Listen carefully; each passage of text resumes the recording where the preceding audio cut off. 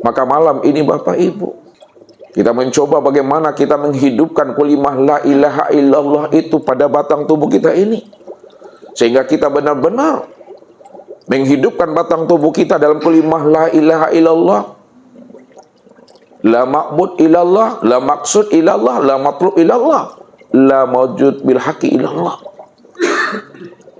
Makanya Allah membuat suatu perumpamaan kepada diri kita tentang kalimah la ilaha illallah itu seperti sebuah pohon yang bagus. Pohon yang bagus itu kata Allah, akarnya menghunjam sampai ke pusat bumi, sementara dahannya menjulang ke langit. Ini yang Allah utarakan di dalam surat Ibrahim ayat 24 dan ayat 25. Ini yang kita mencoba untuk memahaminya, sehingga betul-betul diri Bapak Ibu itu betul-betul diri yang telah berkalimah la ilaha illallah itu. Ini surat Ibrahim Bapak Ibu. Alam taro kaifa daraballahu masalan kalimatan thayyibatan kasajaratin thayyibatin asluha sabitun wa far'uha bisama tukti ukulaha kulahin biizni rabbiha wa yadribullahul amsala linnas la'alahum yatazakkarun. Artinya, alam taro kaifa daraballahu masalan kalimatan thayyibah. Kenapa tidak kamu lihat, ya? Alam taro, kenapa tidak kamu perhatikan, ya? Tidak kamu pahami kaifa daraballahu, ya, bagaimana Allah masalan, ya, membuat perumpamaan kalimatan thayyibatan, yaitu kalimat yang baik. Nah, jadi tidakkah kamu perhatikan bagaimana Allah membuat perumpamaan kalimat yang baik? Kalimat yang baik itu, kata Allah, kasajaratin thayyibatin, seperti pohon yang baik. Nah, thayyibah itu pohon yang baik. Pohon yang baik itu kata Allah, asluha sabitun, akarnya itu menghunjam dia ke pusat bumi, menghunjam. Wa far'uha bisama, sementara dahannya itu menjulang ke langit. Jadi pohon yang baik, pohon yang kokoh itu akarnya menghunjam ke pusat bumi, dahannya menjulang ke langit. Tukti ukulaha, ya, pohon itu menghasilkan buah. Kullahinin, setiap masanya. Biizni rabbiha, dengan izin Tuhan.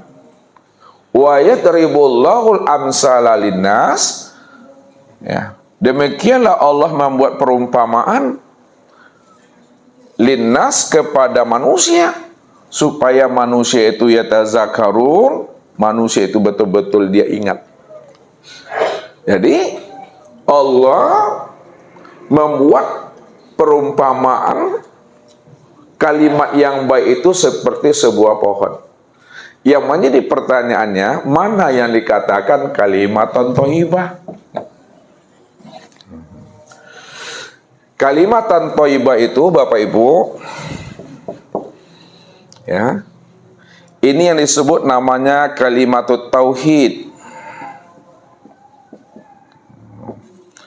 Jadi kalimat thayyibah itu yang disebut namanya kalimatut tauhid, atau kalimat thayyibah itu disebut namanya kalimatul birri,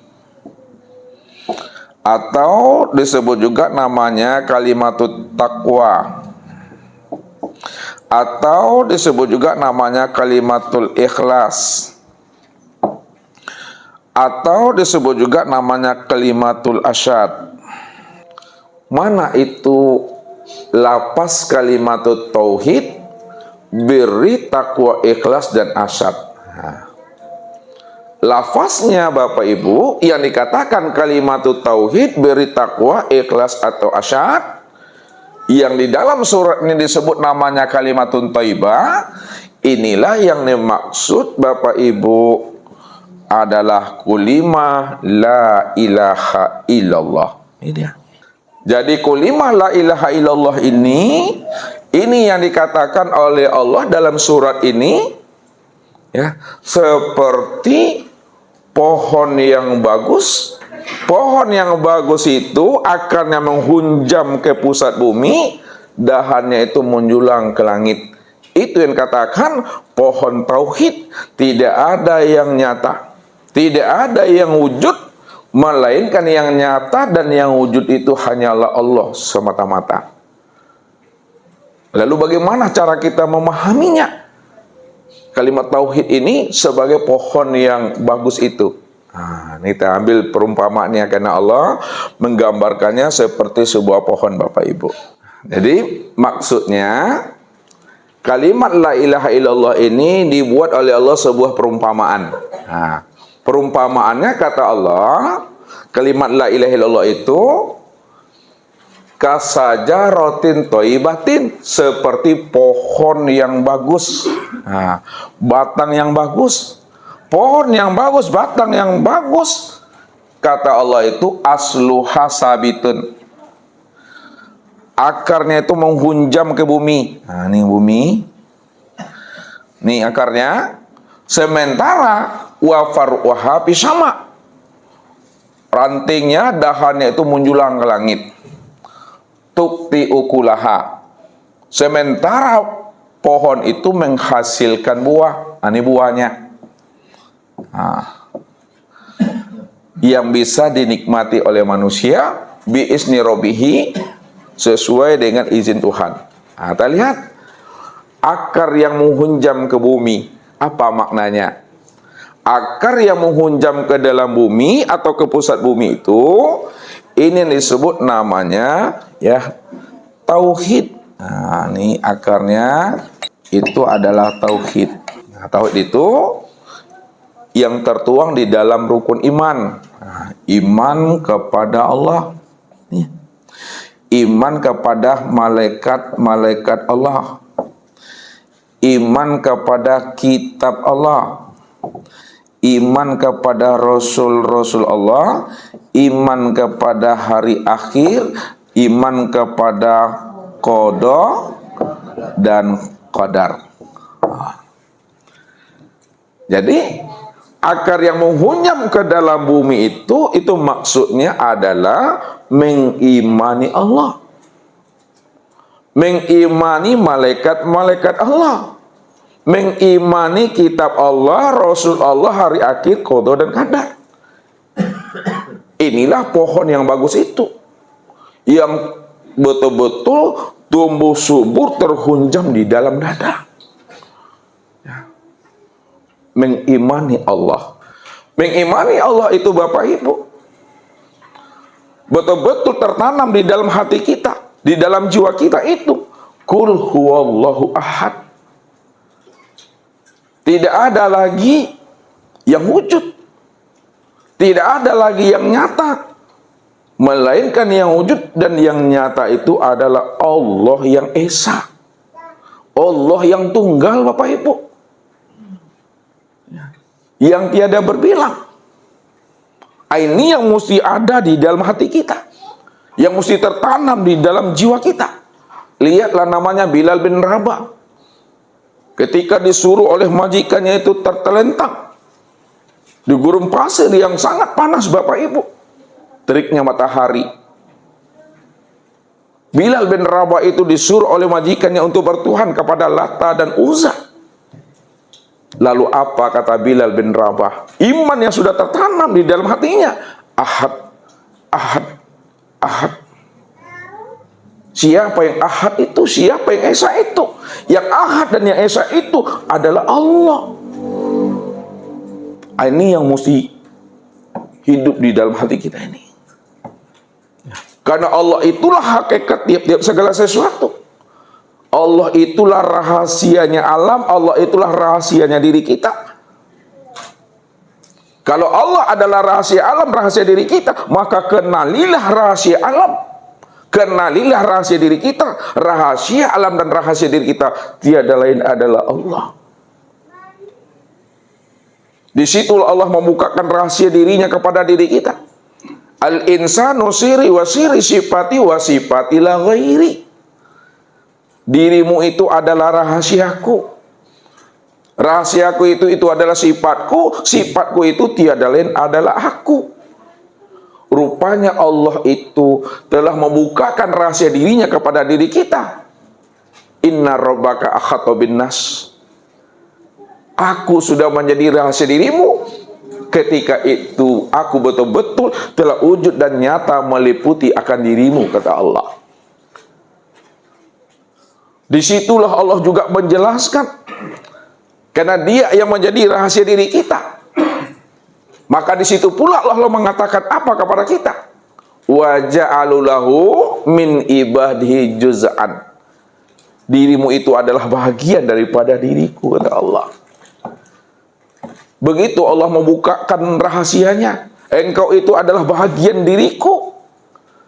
Siapa yang sudah kenal dan paham bahwa Allah itu yang menjadi rahasia diri kita dan kita bahagian daripada Allah, itu yang dikatakan Allah itu dengan diri Bapak Ibu jauh yang tiada berantara, dekat yang tiada bersentuhan. Wa huwa ma'akum aina ma kuntum. Allah itu senantiasa beserta Bapak Ibu di mana saja Bapak Ibu berada. Maknanya di mana ada engkau, di situ ada aku. Kemanapun kamu palingkan wajahmu, di situ ada aku. Karena dirimu itu tiada lain nyatanya tempat memandang akan diriku, kata Allah. Itulah mengatakan bahwa kita dengan Allah itu nggak berjarak. Maka iman kepada Allah itulah ruhnya kita itu, yang mesti kita kenal Allah itu. Makanya mengenal Allah, Bapak Ibu, jangan sebatas mengenal nama tapi tak mengenal kita yang punya nama. Ya. Jadi nama yang kita sebut, nama yang kita rindui, nama yang kita tuju, mesti jelas orangnya, Bapak Ibu. Al-ismu wal musamma wahid. Nama dengan diri yang punya nama itu betul-betul esa, tak pernah berpisah cerai. Ya, kalau diumpamakan Bapak Ibu seperti garam dengan asinnya, pernahkah berpisah? Ini garam, ini asinnya? Tidak pernah pisah. Kalau tidak pernah berpisah, lalu asinnya letaknya di mana, Ma'uwa? Pada garam itu. Begitulah kita dengan Allah itu. Innallaha ma'ana wa huwa ma'akum aina ma kuntum. Betul-betul mesti hidup di dalam diri kita itu untuk mengesahkan Allah. Esahkanlah zatnya, esahkan sifatnya, esahkan asmanya, dan esahkan pula af'alnya. Jadi siapa yang mampu mengesahkan zatnya Allah, sifatnya Allah, asmanya Allah, dan af'alnya Allah pada dirinya, maka ketika itulah dia telah mulai memahami bahwa dirinya itu betul-betul diri yang telah berkelimah, itu yang sebenarnya. Dikatakan diri Bapak Ibu diri yang berkelimah, karena diri Bapak Ibu itu tempat memandang diri zatnya Allah, tempat memandang diri sifatnya Allah, tempat memandang diri asmanya Allah, dan tempat memandang diri af'alnya Allah. Ketika itulah diri Bapak Ibu sebagai rahasia Allah disebut namanya wujudullah. Wujudullah, wujud nyatanya Allah. Betul-betul Allah itu nyata, terang, jelas, seterang-terangnya dan sejelas-jelasnya. Saking terangnya Allah, saking nyatanya Allah, saking jelasnya Allah itu, Bapak Ibu, tidak ada sesuatu apapun yang mampu menghijab akan nyatanya diri Allah itu. Tidak ada yang bisa. Kenapa tidak ada yang mampu menghijab akan nyata dan terangnya Allah? Karena diri Allah itu bikulli syai'in muhit, ahatta bin nas. Diri Allah itu sudah meliputi akan segala yang ada ini. Karena segala yang ada ini itu tiada lain tempat memandang akan nyatanya dirinya yang wujud itu yang sebenar-benarnya. Ya.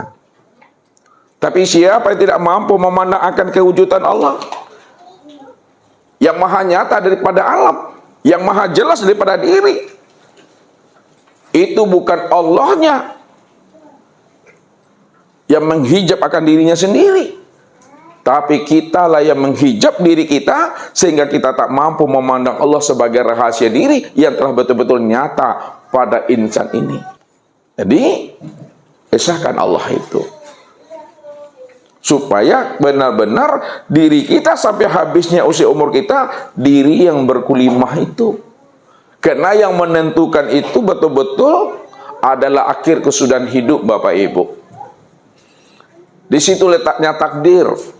Husnul khotimah atau sul khotimah itu letaknya itu pada yugorgir. Nah, yugorgir itu nih ditenggorokkan, ya.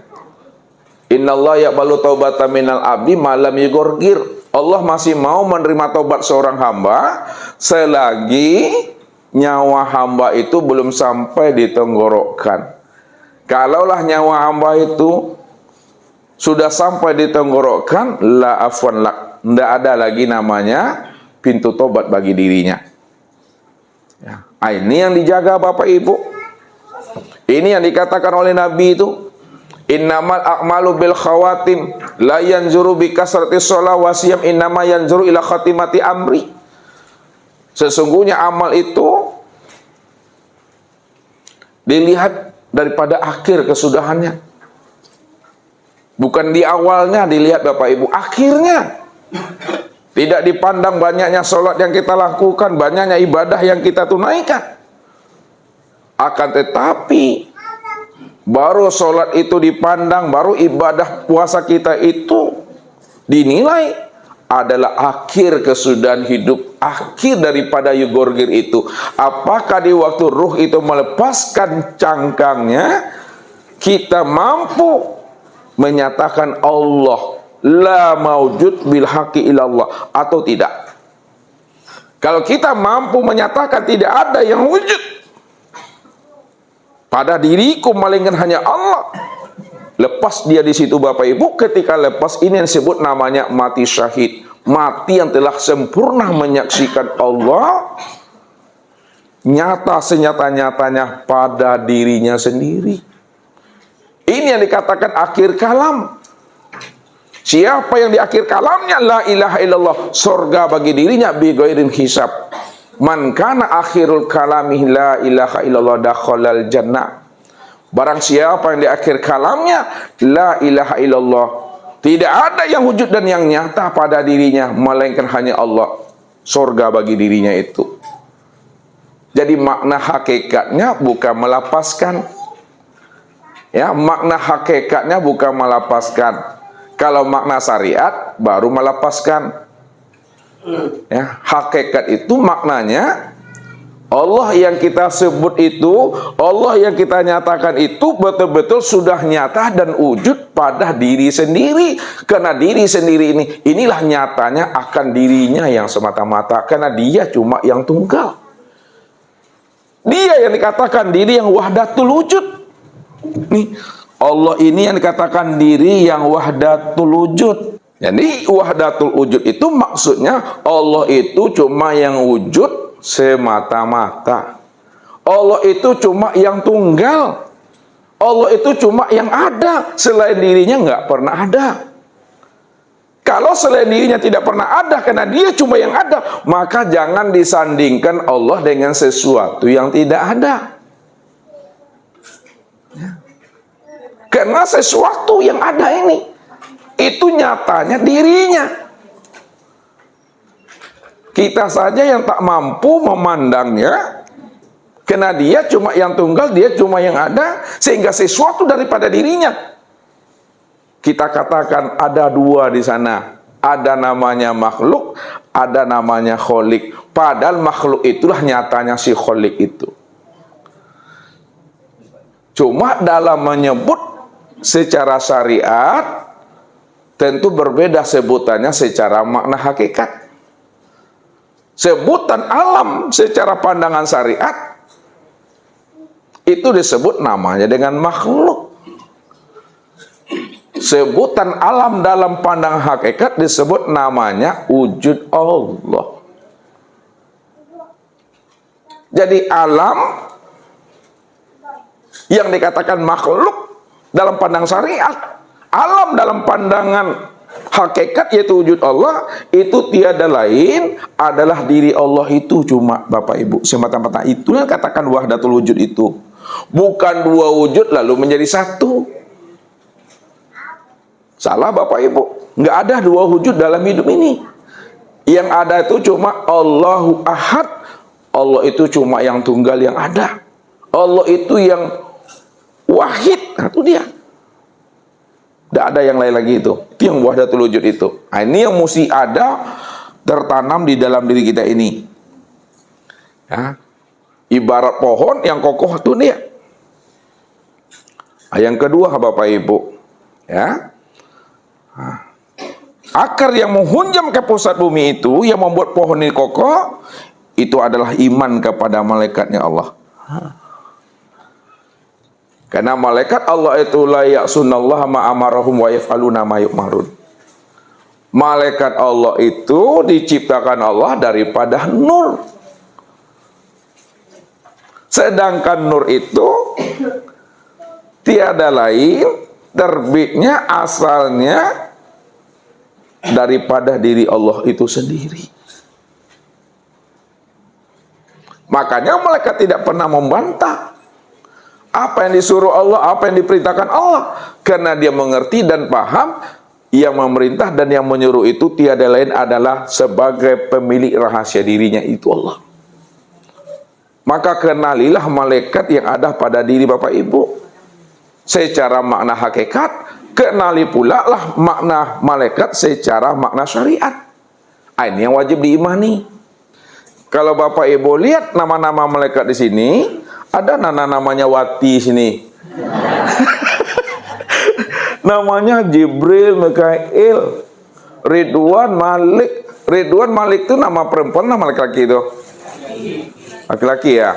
Berarti malaikat itu laki-laki itu perempuan.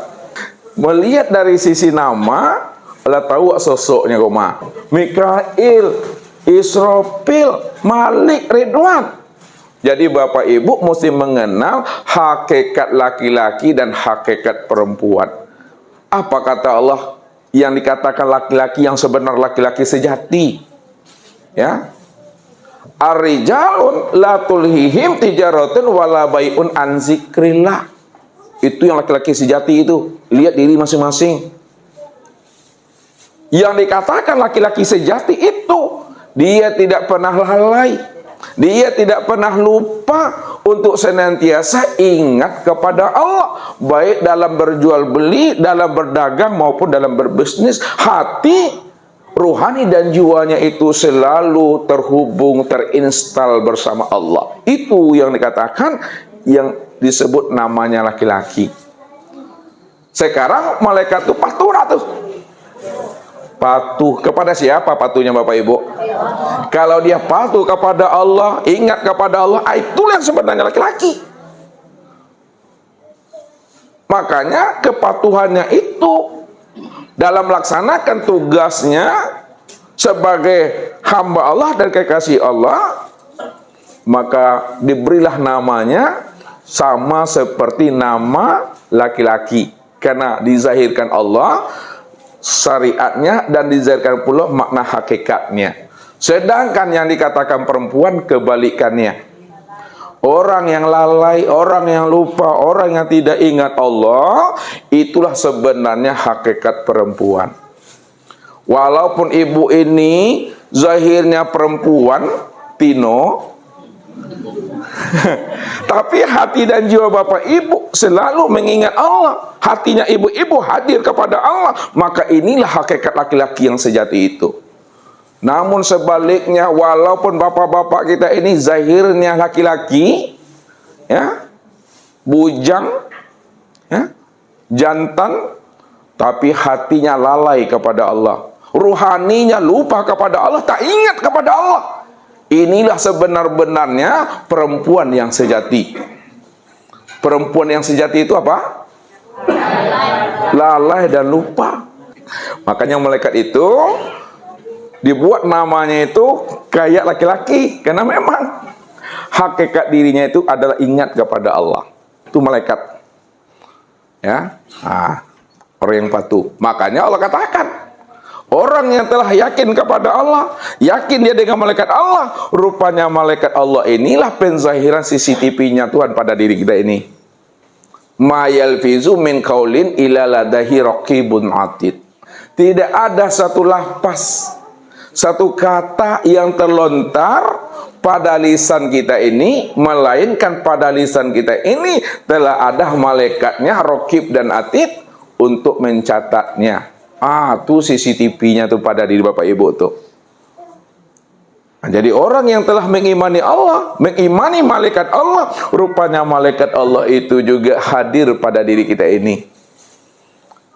Hati yang telah hidup dengan nur ilahi, dia mampu merasakan itu di dalam dirinya. Itu secara zahir. Secara makna hakikat, malaikat itu bapak ibu tiada lain adalah ruh itu sendiri. Lihat, ya, ruh itu sendiri, itu yang melekat. Makanya ketika dia keluar daripada jasad, disitulah disebut namanya Israel dah tuh. Wah, maka kenalilah Israel yang ada pada diri sendiri. Siapa Israel itu? Pandang rahasia Israel itu. Ketika Allah memanggil dan menyeru, Allah mencabut ruh hambanya, itu bahasa syariat. Ketika itu Allah menamai dirinya dengan Israel. Itu dia sebenarnya tuh. Jadi berlapis memaminya bapak ibu. Ya, ketika dia keluar dari batang tubuh, disebut namanya Israel. Berarti yang mematikan Israel, yang mencabut Israel secara makna hakikat. Tapi pandang di balik makna hakikat ada makna makrifat di situ. Karena Allah cuma yang wujud, Allah cuma yang ada. Maka Allah lah yang sebenar-benarnya yang bernama Israel itu. Pada saat roh itu lepas, diambil oleh Allah, bahasa syariatnya, ketika itu Allah menamai dirinya dengan Israel. Itu rahasianya, ya, yang mesti kita pahami. Malaikat Israel yang ada pada diri itu. Tapi jangan pula menafikan namanya malaikat. Nah, nih pandangnya dua, mesti zahir dan batin bapak ibu. Kemudian, ya, mengimani namanya kitab-kitab ini.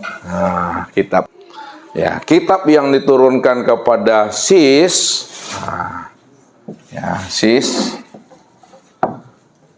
Idris, Ibrahim, Musa.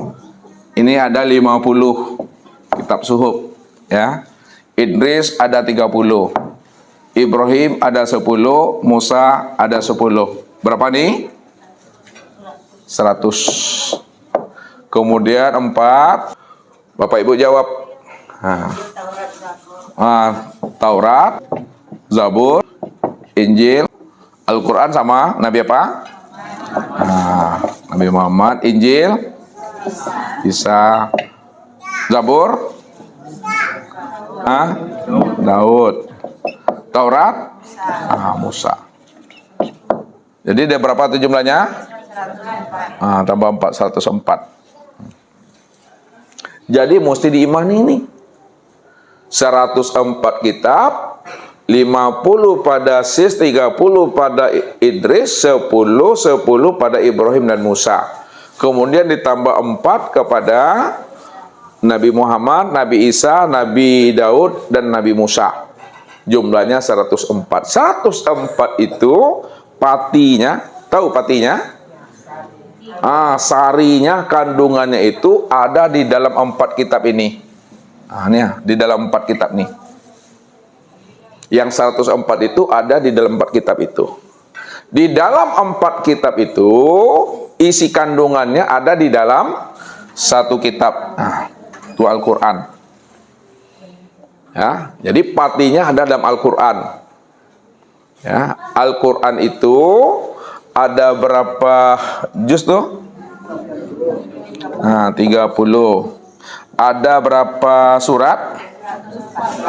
114 surat. Ada berapa ayat? Kata siapa tuh? 6.219. Itu kata ulama maka 6.214 itu kata ulama Madinah. 6.236 ini kata ulama Kufah. 6.204 itu kata ulama Basra. 6.225 ini ulama Sam. 6.666 ini menurut ulama Allah Indonesia. Tak sia ada si. Tuh deh. Itu kandungannya dalam. Yang 30 juz itu kandungannya terhimpun di dalam nih 30 juz 140 surat ini terhimpun di dalam satu surat Al-Fatihah. Makanya Al-Fatihah itu disebut apa? Ya Ibu, Ummul Quran ya. Al-Fatihah itu kandungannya terhimpun di dalam kalimat apa? Basmalah, Bismillah. Bismillah itu kandungannya terhimpun di dalam huruf ba. Ba itu apa artinya tuh? Pasti ba. Bikana makana biyakunu mayakunu pawujudul awalim bi. Ba itu terhimpun di dalam alif. Alif. Huruf alif itu kandungannya terhimpun di dalam titik. Ini yang titik itu terhimpunnya. Ya. Titik itu terhimpun di dalam kosong. Itu rahasianya. Rupanya Bapak Ibu mencari yang kosong, karena yang kosong itu yang sabana kaji. Yang ado jangan dicari, yang ndak ado yang dicari. Le ngerti itu satu.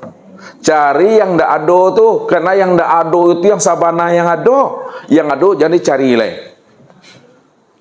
Asia yang sabana ado tuh, yang sebenar ada itu adalah Allah. Yang sebenar wujud itu adalah Allah. Karena Allah itu tidak pernah bisa dikenal, tak bisa dijangkau oleh akal dan fikir, membuat kita ini terheran-heran, terkagum-kagum, tercengang-cengang maka membuat kita heran, tercengang-cengang, tak bisa diakali, dianalisa dengan ilmu dan pemikiran. Maka disitulah disebut namanya dengan Allah itu. Jadi Allah itu adalah nama yang tak bisa disebut, ya, nama yang nggak bisa dianalisa, nama yang nggak bisa diutarakan. Maka disitulah letak rahasianya. Allah itu nama yang paling sempurna. Hal ta'lamu lahu samian, adakah nama yang lebih agung lagi selain daripada nama Allah itu? Tidak ada lagi. Ya. Makanya Allah itu untuk menunjukkan tentang rahasia akan diri Tuhan itu yang sebenarnya. Jadi kalau nggak disebutkan dengan lafaz, tak disebutkan dengan suara dan kata-kata, Bapak Ibu tidak akan pernah paham yang kosong itu siapa. Ya, kalau udah paham kita, itulah yang Al-Quran tuh yang sebenar-benarnya itu. Itu Al-Quran yang kodim tuh. Al-Quran yang kodim, Al-Quran yang sebenar-benarnya, yang tidak ada hurufnya, yang tidak ada harokahnya, tak ada titiknya, tidak ada lafaznya, tidak ada katanya, namun bisa dibaca. Tuh dia Bapak Ibu. Ya, tak ada hurufnya, tak ada barisnya, tak ada titiknya, tak ada katanya, namun bisa dibaca. Ya. Nah, itu perlu kita belajar memahaminya. Itu kita mesti beriman pada kitab tuh. Nah, itu disebut namanya kitab nafsiyah. Ya, ikrok kitabaka. Baca kitabmu. Baca dirimu. Karena diri kita inilah kitab sebagai alamat tanda untuk mengenal akan Allah. Sanurihim ayatina fil afaq wa fi anfusihim hatta yatabayyana lahum annahul haq wa fil ardi ayatul lil mukminin wa fi anfusikum afala tubsirun. Kami telah memperlihatkan alamat kami, tanda-tanda kami, kewujudan kami, kezuhuran kami pada sekalian alam. Rupanya sekalian alam Bapak Ibu, segala yang wujud pada alam semesta ini itu adalah alamat untuk membaca kitab nafsiyah itu yang sebenarnya. Juga dirimu, kata Allah. Dirimu adalah kitab nafsiyah yang tak ada huruf dan barisnya. Tapi kamu mesti mampu membacanya. Wa fi anfusikum afala tubsirun, kata Allah. Akulah kitab nafsiyah itu. Yang tidak ada huruf, yang tidak ada baris, yang tidak ada harokatnya. Aku itu kata Allah. Tapi aku nyata. Bagi yang aku beri hidayah, bagi aku beri petunjuk akan dirinya, kata Allah. Fama yahdillah fahuwal muhtadi. Barang siapa yang aku bukakan rahasia, kitab yang tidak ada barisnya, kitab yang tidak ada titiknya, kitab yang tidak ada hurufnya, pasti dia bisa mampu membacanya. Wa may yudlil falan tajidalahu waliyan mursyida. Siapa yang tidak diberikan Allah hidayah dan petunjuk untuk membaca kitab yang tidak ada barisnya, kitab yang tidak ada titik dan hurufnya, kemanapun dia pergi Bapak Ibu untuk belajar membaca kitab yang tidak ada barisnya, kitab yang tidak ada harokat dan hurufnya, sampai mati pun dia tidak akan pernah bisa membaca kitab nafsiyah itu. Jadi kalau kita tahu yang bisa membaca kitab nafsiyah yang tidak ada huruf dan barisnya itu adalah hidayah dan petunjuk Allah yang Allah berikan kepada orang dikehendakinya, maka mintalah hidayah dan petunjuk kepada Allah itu. Fastahduni ahdikum, kata Allah. Mintalah petunjuk kepada aku cara membaca kitab yang tidak ada baris dan hurufnya. Ahdikum, aku akan beri kamu petunjuk sehingga kamu bisa membaca kitab yang tidak ada huruf dan barisnya itu pada dirimu, kata Tuhan.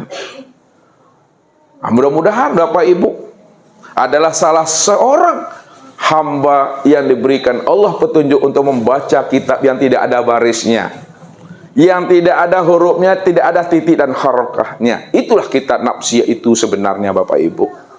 Itu Al-Quran yang kodim. Ya. Pada diri Bapak Ibu disebut namanya Al-Quranul Azim. Itu dia. Yang keempat, iman kepada Rasul lagi Bapak Ibu. Ya, jadi Rasul itu di atas Nabi itu Bapak Ibu. Ya, di atas Nabi. Jadi di atas Nabi itu Rasul. Kalau Nabi berapa semuanya? Tuh 124.000 Nabi. Ini manusia pilihan nih, manusia yang terbaik ini. Jadi manusia pilihan, manusia yang terbaik itu adalah Nabi. Itu makom yang tinggi. Namun di atas makom yang tinggi, di atas manusia pilihan, yaitu Nabi, masih ada lagi yang disebut namanya dengan Rasul. Berapa yang dipilih menjadi Rasul? 300. Nih. Itu yang Rasul. Rasul itu di atas Nabi. Rasul yang wajib diimani, yang sudah dijelaskan di dalam kitab itu, ada berapa? Ada 25. Ini yang terbaiknya dari 315. Dari 315 dipilih lagi yang terbaiknya berapa? 5. Ini apa namanya? Ulul azmi. Dari yang 5 itu dipilih lagi yang terbaiknya. 1. Siapa beliau itu? Nabiuna Muhammad sallallahu alaihi wasallam. Wajib mengimani karena beliaulah uswatun hasanah. Contoh dan teladan yang terbaik bagi diri kita. Liman kana yarjullaha. Siapa yang ingin berjumpa dengan Allah, siapa yang ingin berliku dengan Allah, Nabi itulah contohnya. Ya, contoh bermi'raj, contoh berliku itu telah dicontohkan oleh baginda Rasul. Kalau Nabi telah mencontohkan cara berjumpa Allah, cara bertemu Allah, kita sebagai umatnya wajib bermi'raj, berjumpa dan berliku dengan Allah, karena Nabi dah mencontohkannya. Ya. Kalau Nabi sudah berjumpa dengan Tuhannya, Nabi sudah bertemu dengan Rabb-nya, maka umatnya mesti wajib bertemu dan berjumpa dengan Tuhannya. Tuhan yang Nabi berjumpa dengan Rabb-nya itu adalah betul-betul nyata, betul-betul terang, betul-betul jelas. Ini yang dikatakan oleh Nabi, innakum satarawna rabbakum ayyana. Innakum satarawna rabbakum iyana. Sesungguhnya kamu betul-betul melihat Rabb-mu itu ayyana, nyata senyata-nyatanya. Namun melihat Allah yang nyata lebih nyata daripada diri, melihat Allah yang nyata dan lebih nyata daripada sekalian alam. Syaratnya kata Nabi, hatta tamutu, kamu betul-betul mengalami namanya mati. Ini kaji kita yang minggu yang lalu. Siapa ingin berjumpa dengan Allah yang nyata, Allah yang terang, Allah yang jelas, Bapak Ibu mesti mati. Ya, mati di dalam hidup, mati sebelum habisnya usia umur. Itu yang akan sampai itu. Ya, mati sebelum datangnya takdir, ajal itu. Tapi kalau kita mati datangnya takdir, mati datangnya ajal, mati habisnya umur, maka mati kita itu mati dalam keadaan zulumat tuh, mati dalam keadaan al-mal'un tuh. Tapi siapa yang mati sebelum datangnya ajal, sebelum habisnya umur, itulah disebut namanya almarhum, almarhumatu. Dialah yang bisa menyaksikan Tuhan itu, yang nyata dan yang wujud. Ya, karena Allah itulah bukti nyatanya wujud diri Bapak Ibu nih. Allah itulah bukti nyatanya wujud diri Bapak Ibu itu. Rupanya wujud diri Bapak Ibu itu, itulah nyatanya akan wujudnya Allah itu yang sebenar-benarnya. Jadi siapa yang menghantarkan itu? Ya Nabi, Bapak Ibu. Siapa yang menghantarkan itu? Ya Rasul. Maka berwasilahlah kita kepada Rasul. Berwasilah kepada Rasul, tentu wasilahnya zahir dan batin. Secara zahir, wasilah kita kepada siapa? Nih, Nabi Muhammad sallallahu alaihi wasallam. Karena beliaulah uswatun hasanah yang terbaik, yang menghantarkan umat ini bagaimana mereka mampu mengenal Allah. Maka Nabi yang menunjuki kita wasilah, ya, secara makna hakiki itu yang sebenar-benarnya. Nabi yang membongkar rahasia itu pada diri kita ini. Makanya Allah katakan wa'lamu anna fikum Rasulullah. Ketahuilah bahwa di dalam dirimu itu ada Rasul Allah. Rasul Allah yang ada dalam diri Bapak Ibu itu yang disebut namanya dengan ruh. Tuh. Nah, beliau itu mengantarkan pada Rasul Allah pada diri Bapak Ibu itu adalah ruh. Ruh itu yang katakan rahasia wujud Allah. Kalaulah Rasul Allah yang ada dalam diri Bapak Ibu itu adalah ruh, ruh inilah yang dikatakan Muhammad Rasul Allah. Jadi Muhammad Rasul Allah itu pada diri Bapak Ibu itu yang ruh itu. Siapa Muhammad Rasul Allah? Yang disebut Muhammad itu yang disebut namanya si hayat tuh. Tuh dia. Siapa si hayat? Si hayat itu aku itu kata Tuhan. Maka Muhammad Rasul Allah itu sebagai wasilah kita untuk bisa kita sampai kepada Tuhan itu. Ini maknanya secara hakikat. Ya, makna hakiki.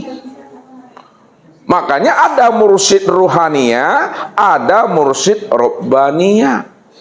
Mursyid ruhaniyah itulah Rasulullah Sallallahu Alaihi Wasallam sampai turun kepada al-ulama warasatul anbiya.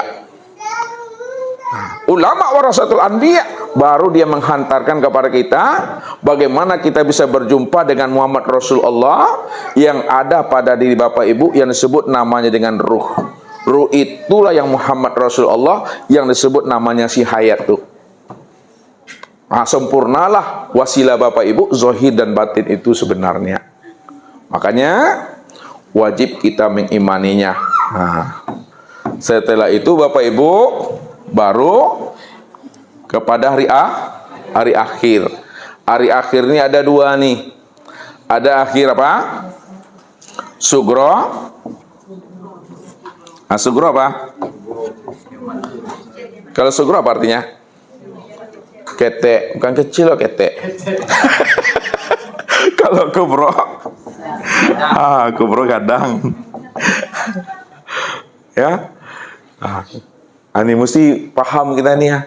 Hari akhir, sugro dan kubro. Nah, yang sugro itu contohnya apa? Ibu-ibu, yang sugro, yang kiamat kecil. Berpisahnya ruh dengan jasad. Itu dah kiamat dah tuh dah. Ya, bagalau saya nyawa Bapak Ibu udah kiamat dah tuh.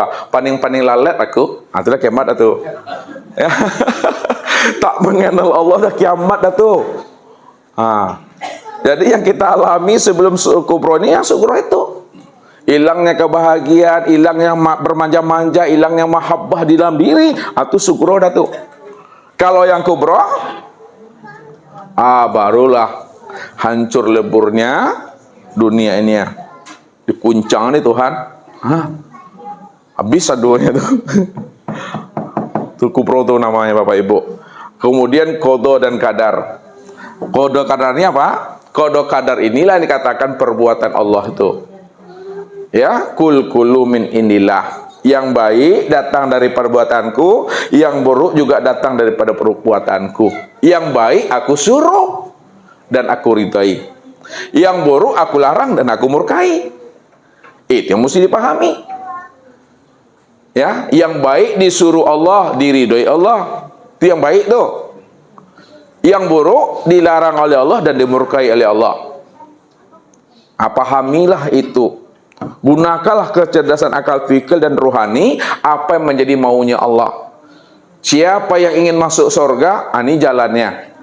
Siapa yang ingin masuk neraka, ini pula jalannya. Kamu pilih yang mana, gunakanlah akal pikirmu, kata Tuhan. Apalah takkilun, kata Allah. Namun bagi orang yang tidak punya hati dan mati hatinya, tak pandai dia memilah dan memilih yang terbaik itu. Ini Allah katakan. Ya. Inna zalika la zikra liman kana lahu qalbun. Sesungguhnya peringatan itu bagi orang yang punya hati, yang bisa mengenal Allah, yang bisa memahami kehendak Allah. Apa yang menjadi maunya Allah? Itu adalah orang yang memiliki hati. Tapi orang yang mati hatinya, mati rasanya, maka dia takkan pernah memahami apa yang menjadi kehendak Allah itu. Takkan pernah dia mau mengenalkan Tuhan itu. Yang punya hati yang bisa Bapak Ibu. Ya, yang nggak punya hati, nggak akan pernah bisa. Buktinya apa kata Allah? Wa in tad'uhum ilal huda fala yahtadu iza abada. Berbuih-buih mulut kita nih Bapak Ibu. Tahu berbuih-buih, berbusa-busa, meleleh-leleh, kebawa-uwok, untuk mengajak mereka beriman kepada Allah. Kenali dirimu, kenali rahasia dirimu, kenali sejati dirimu. Apa kata dia? Nehi. Ada, ndak mau aku katanya. Sampai mati. Itulah mati dalam keadaan kafir. Apa kata Allah? Ulaika kal an'am bal hum adol. Mereka itu sama seperti hewan ternak, bahkan lebih ternak daripada hewan ternak. Itu tuh. Hewan ternak dikatakan sesat. Kenapa deh Bapak Ibu? Karena tidak diberikan Allah akal pikir. Tapi manusia dikatakan Allah lebih ternak daripada hewan ternak, lebih sesat daripada hewan ternak. Apa sebabnya? Tuh dia punya KKO. Lihat tahu KKO? Kinci otak, tapi tak dipakainya. Lahum qulubun la yafqahuna biha, wa lahum a'yunun la yubsiruna biha, wa lahum azanun la yasma'una biha. Punya hati tapi tak mampu memahami akan rahasia diri aku yang nyata pada dirinya. Aku beri namanya penglihatan, tapi mereka tak mampu memandang akan kewujud kezahiran diriku yang lebih nyata daripada penglihatannya. Aku beri dia pendengaran, tapi pendengarannya itu tak mampu mendengarkan suara hatiku yang telah lebur ke dalam rahasia dirinya, Tuhan. Ulaika kal an'am bal hum adol. Mereka itu lebih sesat daripada hewan ternak. Karena mereka diberi Allah akal pikir, namun mereka tak mau mempergunakan akal pikirnya itu. Inilah yang dicap oleh Allah. Inna syarat dawabi. Apa ayatnya? Lupa aku. Inna syarat dawabi indallah summul bu'mu fahum la ya'kilun. Sesungguhnya seburuk-buruknya binatang, makhluk hewan melata di sisi Allah, summul bu'mu fahum la ya'kilun. Mereka itu adalah orang yang tuli, orang yang bisu. Mereka tidak mau mempergunakan akal fikirnya. Itu dia.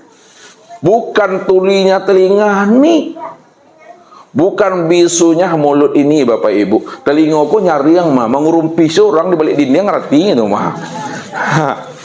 Wah, iko kok ndak ada bandar ngecek sih itu mah. Tapi yang dikatakan tuli adalah tuli telinga batinnya, bisu lisan batinnya, rohaninya itulah yang tuli, rohaninya itu yang bisu. La yaqilun, mereka itu tak berakal kata Tuhan. Ya. Jadi agama itu bagi orang yang berakal, ad-dinu lil aqli la dina la aqlalahu. Agama bagi yang berakal. Lai menggunakan KKO, lai ada agamanya mak.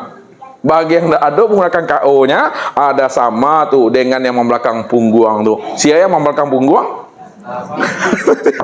Inna syarat dawab tuh. Ya, melatang yang melata tuh. Ya. Tuh mesti pahami.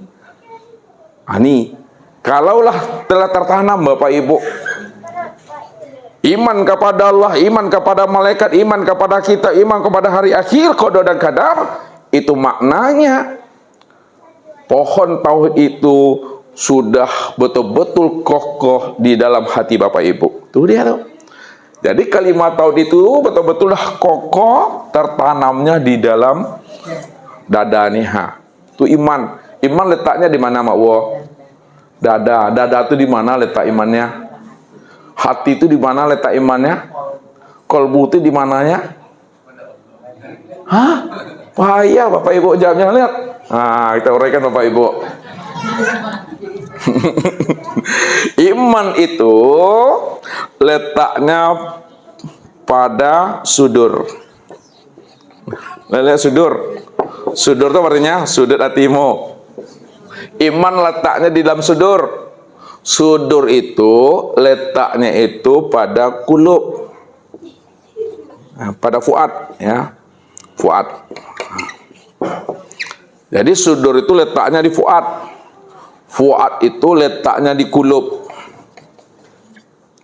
Kulub itu letaknya tuh di bahjatul kulub. Bahjatul kulub itu letaknya di lub. Lub itu letaknya di sir. Rupanya iman itu letaknya di dalam rahasia hakikat diri Bapak Ibu. Itu letak iman. Hah? Di mana letaknya terima Allah?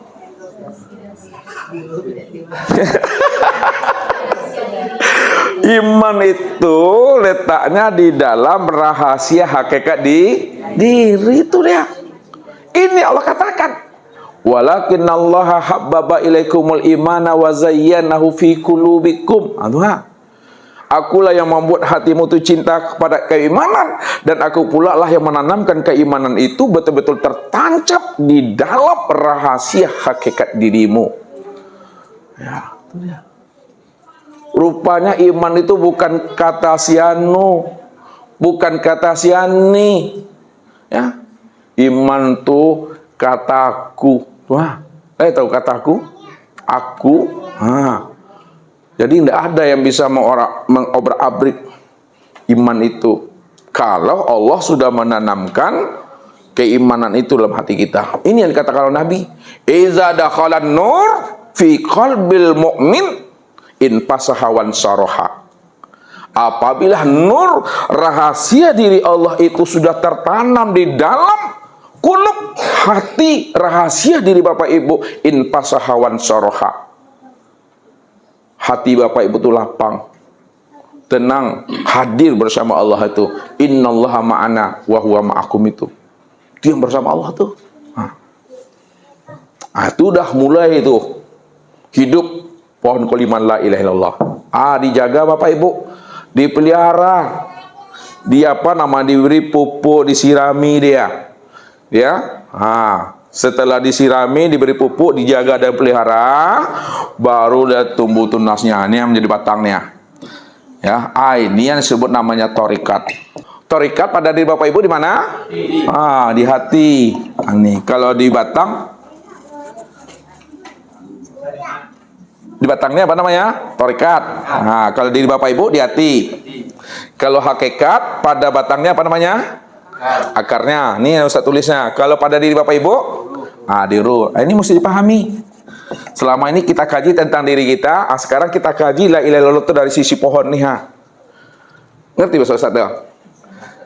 Selama ini kita mengkaji la ilaha illallah pada diri, ada tubuh, ada hati, ada ruh. Sekarang Allah menggambarkannya, kalimat la ilaha illallah itu dibuat Allah seperti pohon. Pohon yang bagus itu akarnya menghunjam ke dalam. Inilah iman tuh. Iman kepada Allah tuh. Ini rukun iman. Itu yang disebut namanya hakikat. Pada diri Bapak Ibu yang disebut ruh. Sampailah dia ini apa namanya nih kalau pohon nih? Ranting dahan ya. Dahan dan ranting ini, lihat ya. Ini yang disebut namanya dengan syahadat. Lihat syahadat. Kemudian ini sholat. Ini namanya puasa. Ini zakat. Ya, yang terakhir haji. Itu dia. Jadi kalau dah pohonnya dah bagus, akarnya itu udah menghunjam ke dalam, dahannya itu betul-betul wafaruha fis sama. Apa tadi wafaruha fis sama? Nih.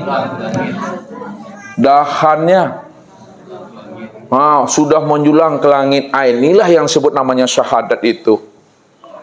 Syahadat itu apa artinya Pak Ardi? Penyaksian. Syahadat ini ada berapa nih Pak Abdul Qadir? Ada 2 atau 3 atau 4? 3 katanya. Sejak kapan bertambah syahadat Pak Abdul Qadir? Sejak ngaji. Bahaya nih. Syahadat itu tidak ada 3, syahadat itu 2. 2 cuma yang tersuratnya. Yang tersiratnya itu tidak boleh disebut-sebut. Yang 2 aja lu Pak Abdul Qadir. Nanti salah orang menyimak nanti nih. Ya, bahaya aku. Ada samanya syahadat apa? Nah, ini ke sini. Ada syahadat tauhid. Nah, lihat. Nah, syahadat itu 2. Syahadat apa lagi? Syahadat Rasul. Nah, syahadat tauhid itu apa Abdul Qadir? Apa bunyinya? Syahadat tauhid. Itu dia. Asyhadu an la ilaha illallah. Berarti syahadat Rasul. Wa asyhadu anna Muhammad Rasulullah. Itu dia. Jadi syahadat tauhid itu aku bersaksi tidak ada Tuhan yang aku sembah, yang aku tuju, yang aku cari dan yang aku nyatakan hanya Allah. Itu maknanya. Wa asyhadu anna Muhammad Rasulullah, dan aku juga bersaksi bahwa Muhammad itu adalah utusan Allah.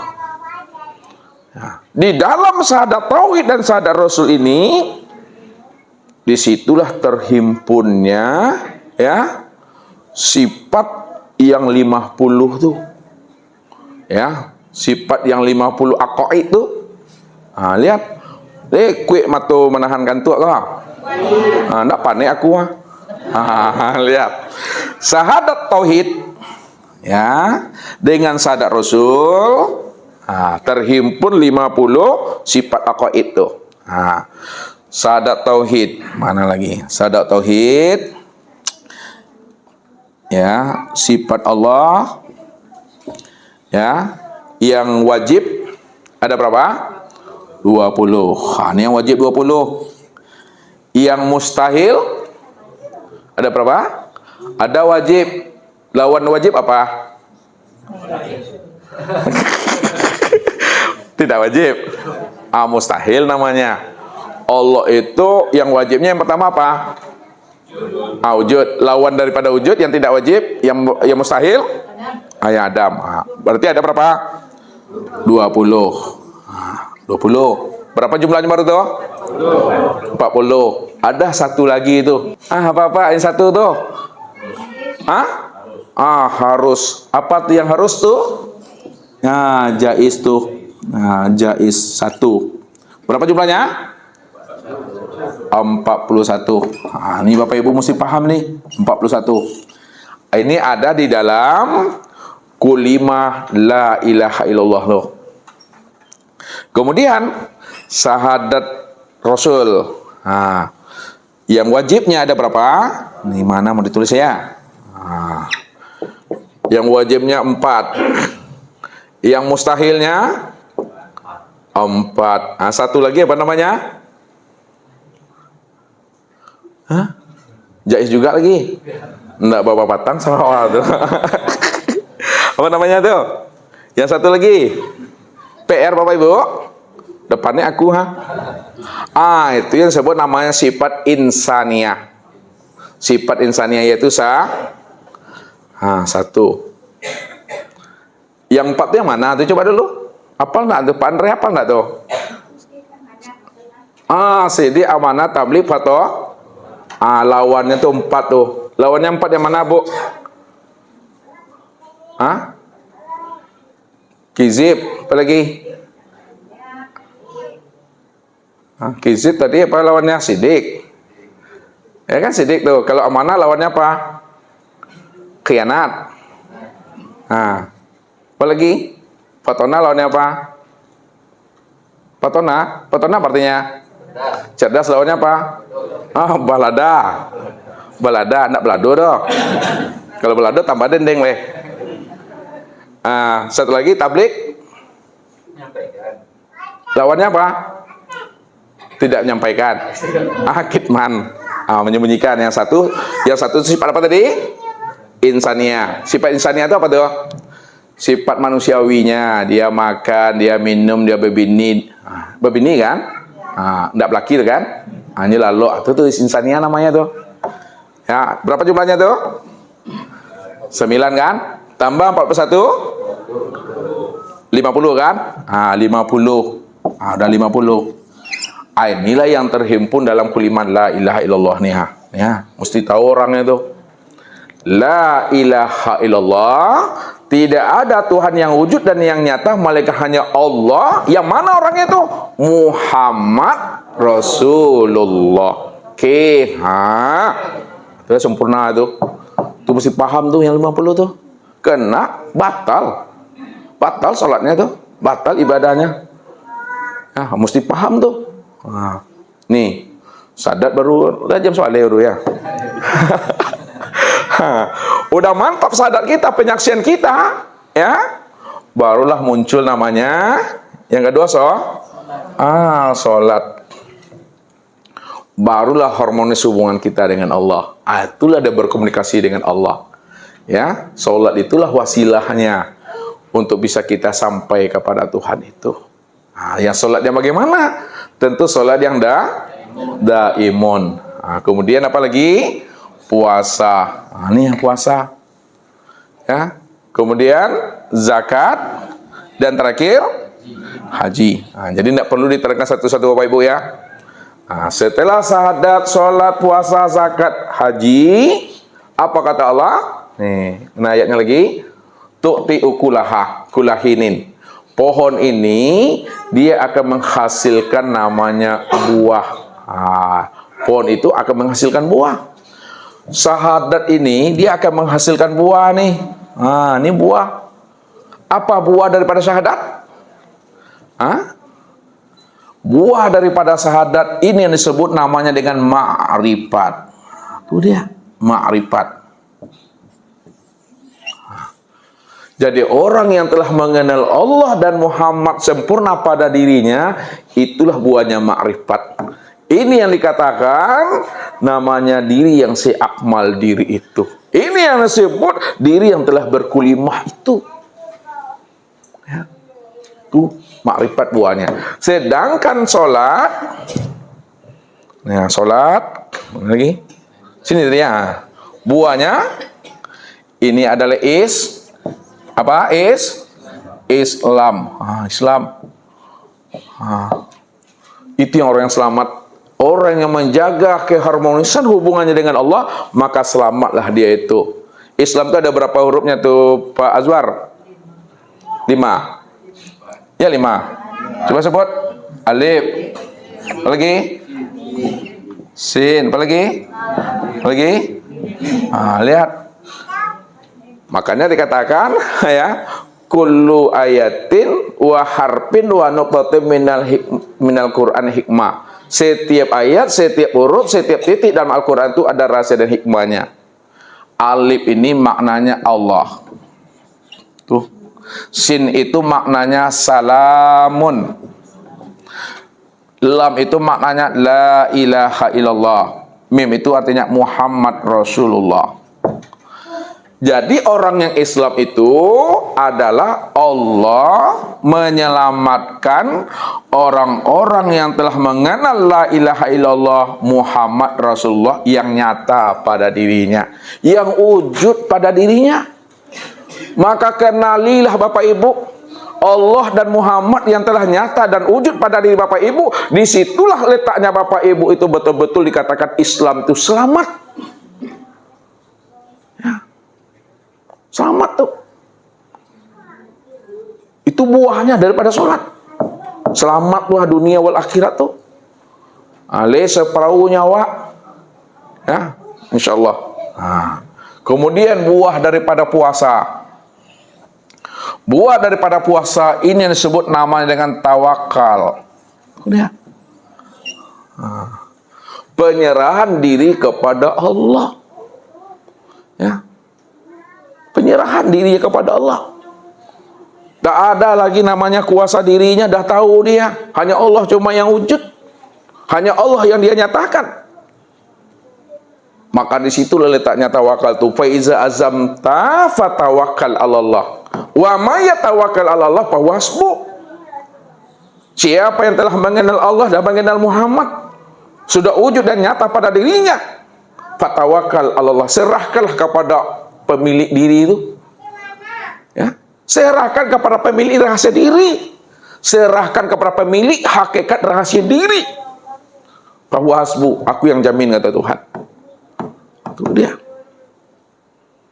Itu buahnya. Nah, buah daripada zakat adalah iman. Itu dia. Orang yang senantiasa membersihkan dirinya, mensucikan jiwanya, maka disitulah dia mengenal akan Tuhan itu. Itu buahnya iman. Ya, makanya iman itu antu'minu biru'yatillah. Iman itu kamu sudah menyaksikan Tuhan.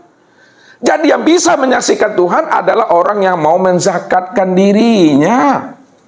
Orang yang tak mau menzakatkan dirinya takkan pernah bisa dia berjumpa dengan Tuhan yang diimani itu. Imannya hanya iqrarun bil lisan, tasdiqu bil qalbi wal amal bil arkan. Belum puncak pada musyahadah dan mukasyafah. Jadi iman yang sempurna itu, dia telah menyaksikan yang diimaninya itu. Yang bisa menyaksikan yang diimani itu yang bernama Allah adalah orang yang mau menzakatkan dirinya. Menzakatkan diri itu maksudnya membersihkan diri, mensucikan diri. Itu dia, buahnya itu iman. Kemudian buah daripada haji. Nah, ini ya. Buah daripada haji itu itulah. Jadi orang yang haji adalah orang yang telah berjumpa dengan Tuhan. Ya, itu yang disebut namanya kiai haji. Bukan kiai-kiai yang diberi-beri gelar oleh manusia. Kiai haji ini adalah orang yang telah fana, orang yang telah bako dengan Allah. Orang yang telah mengenal sejati dirinya, nurun ala nur. Itu dia maksudnya, tamu Allah. Itu yang haji itu. Kalau kita pergi naik haji tak berjumpa dengan Allah, aneh rasanya. Ya, aneh menurut Ustaz. Pulang dari Makkah, pergi ke majlis, apa sobok Tuhan di majlis. Payah nyambung itu mah. Itu tuh nur ala nur tuh, kenalilah diri kita itu. Ya. Awal mula kejadian Bapak Ibu, awal mula yang pertama kali diciptakan Tuhan, kenali itu, ana minallah wal mu'minuna minni. Aku langsung daripada diri Tuhan, dan sekalian yang ada ini asalnya daripada diriku. Apa maknanya itu? Itulah yang dikatakan Allah Muhammad nurun ala nuri. Nah, ini lihat ilmunya. Nur ala nur. Cahaya di atas cahaya. Cahaya di atas cahaya itu maksudnya cahaya Allah di atas cahaya Muhammad. Tuh. Cahaya Allah tuh di atas cahaya Muhammad. Cahaya Allah itu cahaya diriku. Cahaya Muhammad itu cahaya wujud diriku. Maka diriku dengan wujud diriku itu esa tuh. Maka Allah itu yang meliputi Muhammad. Muhammad itu yang disebut namanya alam. Alam itu disebut namanya makhluk. Makhluk itu disebut namanya insan. Insan itu yang disebut hamba Allah. Bahasa syariatnya hamba Allah. Aku Allah itu artinya. Hamba Allah itu yang disebut namanya cermin Allah, bahasa torikatnya. Hamba Allah itu yang disebut wujud Allah, bahasa hakikatnya. Nah, kalau sudah sampai kepada ma'rifat, la sautun wala harpun, sembunyikanlah insan itu di dalam rahasia diri Tuhan. Kenapa disembunyikan rahasia diri insan ke dalam rahasia dirinya sendiri? Karena insan itulah bahasa ma'rifat, itu adalah Allah tuh. Situ letak selamatnya tadi. Itu yang berkekalan, itu jadi tamu Allah. Baru kiai haji. Ya. Jadi walaupun Bapak Ibu belum pergi ke tanah suci zahirnya, tapi hakikatnya sudah haji itu. Tapi jangan pula disebut-sebut. Kalau disebut-sebut haji Lahore. Jadi yang di dalam tak boleh disampaikan, yang di dalam tak boleh disebut. Baru disebut haji. Sempurnakanlah rukun yang kelima itu di bulan apa tuh? Bulan Zulhijjah. Pergilah ke sana. Pulang dari situ barulah haji zahir dan batin. Haji secara manusianya, haji secara Tuhannya. Jelas dah tuh Bapak Ibu. Ya, itu mesti pahami. Jadi zahir batin, haji dalam pandangan manusia, haji dalam pandangan Allah. Sempurnalah itu. Wa asbagu alaikum ni'amau zahiratan wal batina. Udah ada sempurna nih. Udah sempurna, buahnya udah dapat, baru ada apa namanya nih Pak Ardi? Daunnya nih. Daunnya ini, inilah yang dikatakan adab itu. Baru dia menzahirkan adab. Makanya Nabi mengatakan adabani Rabbi fa asana tadibi. Adabku, ya, Allah yang bimbing, Allah yang nuntut, akulah sebaik-baik dalam beradab itu. Itu dia. Makanya dikatakan oleh Nabi, al-adab fauqal ilmi, al-ilmu qablal qaul wal amal. Adab itu lebih tinggi daripada ilmu. Kenapa adab itu lebih tinggi daripada ilmu? Karena adab itu setelah sempurna pengenalan dirinya kepada Allah, telah terhunjam kulima la ilaha illallah itu pada dirinya, telah hidup kulima la ilaha illallah dalam dirinya itu, yang Allah Muhammad itu. Itulah dia memunculkan adab. Inilah pohon la ilaha illallah Bapak Ibu. Hidupkan dalam diri Bapak Ibu tuh. Ini rahasia-rahasianya tuh. Ya, rahasianya. Makanya yang syariatnya di mana letaknya ini kan tarekat baru. Syariatnya di mana nih? Iya, syariatnya nih ada nih. Ini yang di syariat nih tadi. Syariat. Yang syariat tuh. Udah sempurna Bapak Ibu. Ya, pada diri Bapak Ibu tuh. Jadi mungkin ini Bapak Ibu yang dimuliakan Allah, pohon tauhid ya yang digambarkan Allah di dalam Al-Qur'an seperti pohon yang bagus. Pohon yang bagus itu akarnya menghunjam ke pusat bumi, dahannya menjulang ke langit. Itu adalah la ilaha illallah. Jadi orang yang sudah paham la ilaha illallah, insya Allah jaga dan peliharalah diri kita ini tetap selalu di dalam kulimah la ilaha illallah. Maknanya secara hakiki la maujud bil haqqi ilallah.